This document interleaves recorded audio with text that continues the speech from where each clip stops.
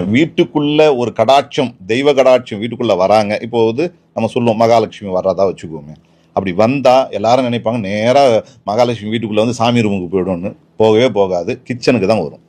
எப்பவுமே எந்த பெண் தெய்வங்களாக இருந்தாலும் அவங்க வரக்கூடிய முதல் இடம் அதாவது இந்த சமயக்கட்டுன்னு சொல்லப்படுறது தான்.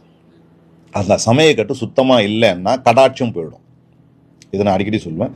நைட்ல கண்டிப்பா பாத்திரங்களை தேய்ச்சி கவுத்து வச்சுட்டு தான் நம்ம தூங்கணும்.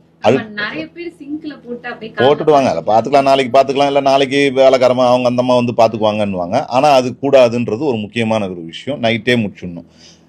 அந்த சமையலறை சுத்தமாக இருக்கணும். எவ்வளோ சுத்தமாக இருக்கோ அவ்வளோ சுத்தம் சிறப்பு. இது ரொம்ப முக்கியம்.